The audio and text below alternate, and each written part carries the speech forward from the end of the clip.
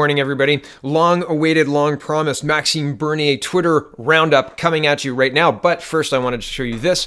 What I tried to do with this Twitter Roundup is lump it all together. So there's kind of three different stories I want to tell, and they're all with Maxime Bernier's tweets, except for this Globe and Mail thing. And this Globe and Mail thing kind of loads it all together, or starts it all off anyway. So Jody Wilson-Raybould is in the news. Globe and Mail reporting. Trudeau spoke to Wilson-Raybould after prosecutors refused SNC Lavalin deal. Woo! Bombshell after bombshell. This was this morning.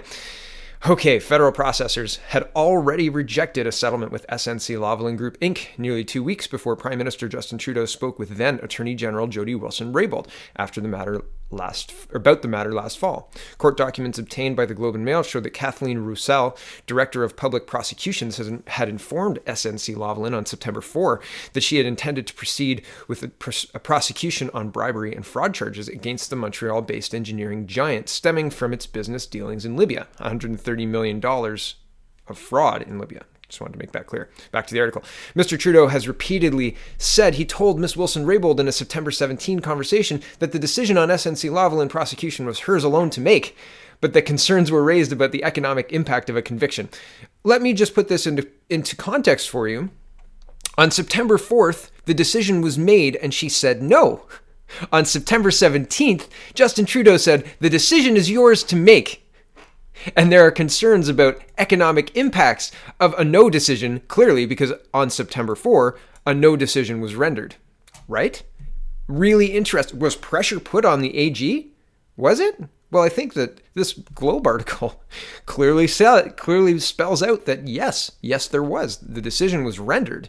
And then Mr. Trudeau said, hey, the decision's yours to make. But that last decision you made? Back to the article. Under Canada's new deferred prosecution agreement law, the prosecution service is not allowed to consider national economic interests in deciding whether to settle when a company faces charges under the Corruption of Foreign Public Officials Act. A conviction for SNC Lavalin would mean a 10-year ban from federal contracts. Until now, publicly available information had indicated that the Prime Minister spoke to Ms. Wilson-Raybould before prosecutors made their decision. Announced by SNC on October 10th, in fact, they spoke 2 weeks after the September 4 decision, when the only remaining question was whether Ms. Wilson-Raybould would publicly instruct prosecutors to instead cut a deal. There we go. That's the crux of it. Okay, so on September 17, she still could have intervened, and maybe Trudeau was thinking that she might intervene and was maybe giving her relevant financial information, right? So that's the reason why the asking her to make a different choice on the 17th was not out and out obstruction. Sorry about the notifications going off, everyone. I'd try and mute them. Anyway, the Globe reported on February 7th that senior officials in the Prime Minister's office put pressure on Ms. Wilson-Raybould to shelve the charges against SNC Lavalin. She refused. In January, she was demoted by Mr. Trudeau to the Veterans Affairs portfolio, which she resigned from last week. The Prime Minister's Director of Communications, Cameron Ahmed, said that for the time being, I don't have anything further to say when asked if Mr. Trudeau was aware of the prosecution's decision when he spoke to Ms. Wilson-Raybould on September 17. On Tuesday, the former minister made a surprise appearance at cabinet meeting and accepted the Commons Justice Committee's invitation to testify. The SNC Lavalin controversy has led to the resignation of Ms. Wilson-Raybould, as well as Mr. Trudeau's principal secretary, Gerald Butts, amidst opposition calls to have all the key players in the SNC Lavalin affair testify publicly and for the Prime Minister to waive solicitor-client privilege. Federal Ethics Commission Mario Dion has also launched his own probe into the matter. So, quite interesting that I find the Globe and Mail tying both Wilson-Raybould's resignation to Mr. Butt's resignation interesting because they're for very different reasons. Ms. Wilson-Raybould was resigning in protest over her government or her leader, Justin Trudeau, implying that her continued presence in cabinet meant that she was in agreement with what the government was doing, and she 2 hours later quit. That's different than being accused of obstruction of justice and then leaving your unelected job to go and defend yourself from what we don't know yet. Mr. Morneau said that Mr. Butts had left to defend himself. So we don't know against what yet. I don't think any charges have been laid or anything, but hey, Mr. Morneau seems aware of something that we are not. So I find that very interesting. And now on to Mr. Bernier's tweet roundup. All right. It's in the same vein. Crony capitalism is a toxic system based on an immoral exchange of favors between politicians and businesses. It always brings chaos, whether or not the law is explicitly broken. We need to end it, not just to find a scapegoat for this controversy. Hashtag crony capitalism is the problem. And this is his response to Gerald Butts stepping down as Mr. Trudeau's advisor. Another one about SNC. It says SNC Lavalin scandal. In order to buy votes in Quebec, the Liberal government may have illegally pressured Attorney General to cut a deal with SNC and avoid a criminal trial. In order to buy votes in Quebec City, Scheer and Raitt would have cut the same deal, but would have done it more openly. Hashtag crony capitalism is the problem. And this is Wendy Mesley interviewing Miss Lisa Raitt, and we're going to watch it because this is the problem.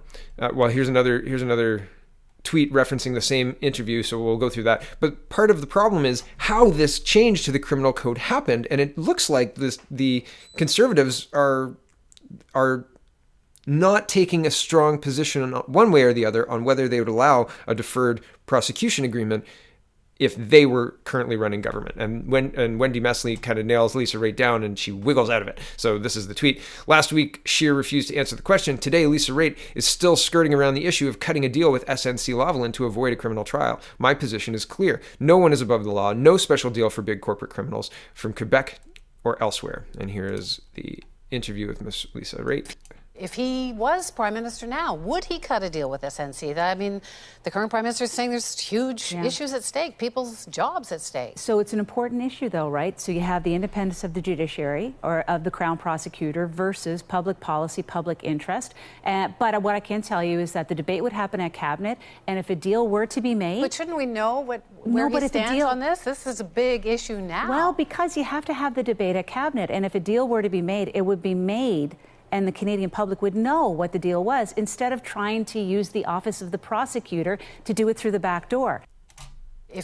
So they're trying to make this scandal wholly about the pressure on the AG. They don't want to touch. They don't want to touch with a 10-foot pole the improper changes to the criminal code and the fact that they want to give this SNC a slide. I think that they're still trying to give SNC access to this tool, and it's going to fail. People are going to get super, super angry with it. I am going to be angry about this when I report that they've given SNC a slide on this, on all their charges, and they're allowed to continue to bid. The SNC is currently allowed to bid on government contracts because of a deal they made in 2015, until we sort those charges out.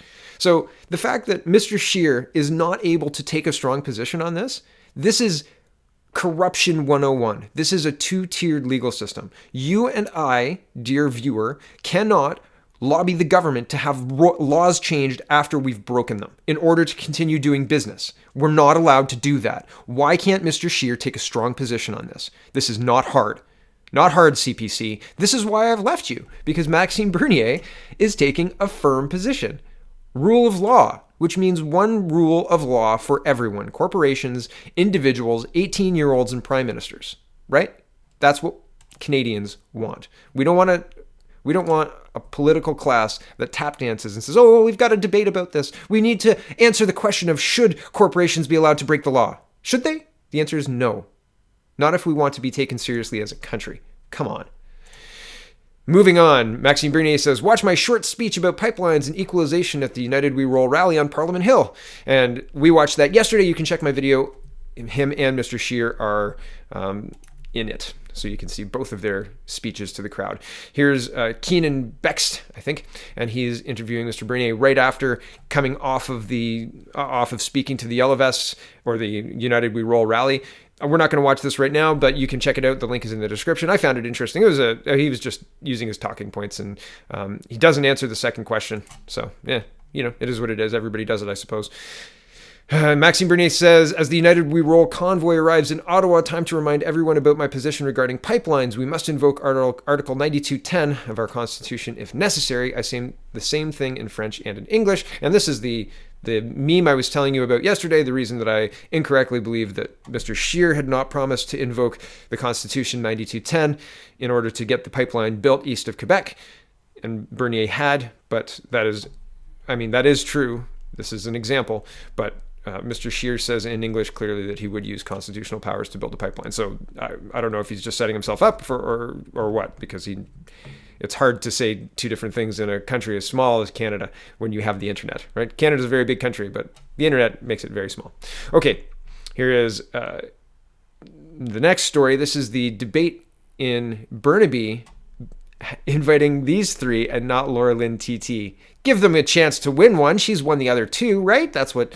No, okay. The tweet says this. Debate excludes PPC candidate Laura Lynn TT. This is a disgrace to our democracy and a slap in the face to voters of Burnaby South. Deplatforming only proves they are afraid. At Maxime Bernier, People's Party PC, Frank Vaughan, Bernier Nation, etc. And it's responding to an article talking about a mini debate featuring Burnaby South by-election candidates on Thursday. Yeah, that's tomorrow. Hasn't happened yet. Here's the BT Breakfast Television Vancouver. Links in the description if you want to tell them what you think. I'm in the middle of writing what I think. And they say, quote, "What are your questions for the candidates in the Burnaby South by-election? We hold a studio Q&A and debate at 8:30 a.m. Thursday with the New Democrat, the Jagmeet Singh, Conservative Jay Shin, and Liberal Richard T. Lee, and hashtag Canada Poly, hashtag Burnaby." So this is what's in store for everybody, PPC. Be aware, this is what they're going to do. You are not going to be invited. You're going to be deplatformed. You are going to be called names and maligned. And they're going to use everything they can in the book to silence you if you are a candidate or if you are trying to speak on behalf of the People's Party. And when people pushed back, this was the Breakfast Television's response. It says, "Thanks for your interest. There are 6 candidates running in the by-election for Burnaby South. We invited candidates running for parties with official status in the House of Commons." And Maxime Bernier weighs in. "What's wrong with you, BT Vancouver? At Laura Lynn TT won the 2 debates and is clearly one of the main contenders. Is your mandate informing your audience or propping up the establishment parties? Do you want to be known or just another biased media?" And I mean, too late, right? But good question. Here's another one. "This is an arbitrary rule at BT Vancouver. The PPC may not have the 12 MPs necessary for official status in the House of Commons, but your role is to inform your audience about the possible alternatives. Laura Lynn TT is clearly one of the main contenders. Your choice. You choose to manipulate it instead." And this is the response to the "thanks to your interest. There are 6 candidates and we can do whatever we want." Right? Next story.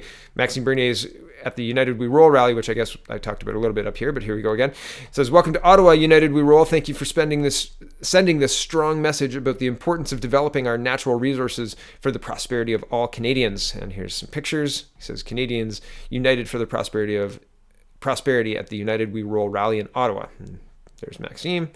And here he is doing a promotional spot. It says, "Today in Ottawa, United for Prosperity," and it's got the gravitas. That need to be done in this country. Need to use our constitution. Right, so cuts in and out. So check it out. Links in the description. And he says, quote, "You forfeited your rights as a Canadian when you renounced the most basic values of our society and chose to join religious fanatics, terrorists, and killers in another country. We don't want you back." And this is the Canadian ISIS bride in Syria. "I should be allowed to go home." No, sorry. You went to fight with criminals and people fighting against Western forces. That's Canadian military. That's our allies are out there and ourselves are out there. You don't get to come home and pretend that everything's fine. You broke the law. And regardless of Canadian law, you broke international law.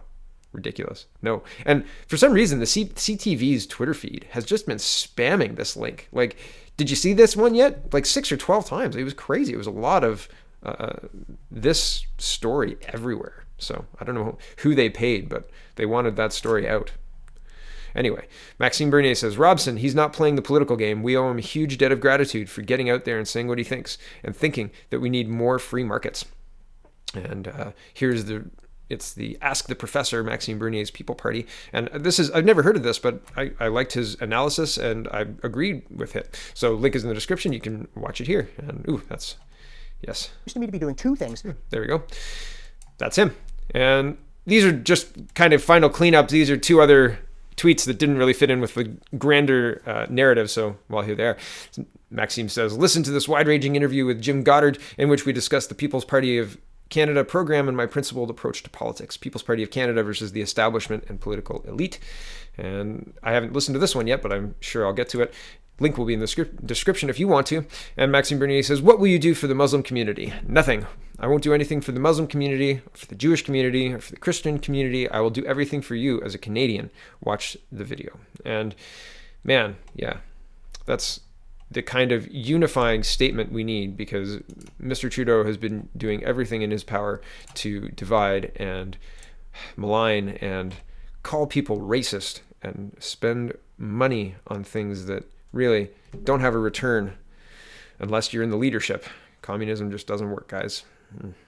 Anyway, thank you for watching. This was a Maxime Bernier tweet roundup that is longer than usual because there's been so much going on in Canadian politics, and there is still a lot going on. I'm looking forward to seeing what happens today. So keep watching. Thank you for watching, and have a wonderful, wonderful day.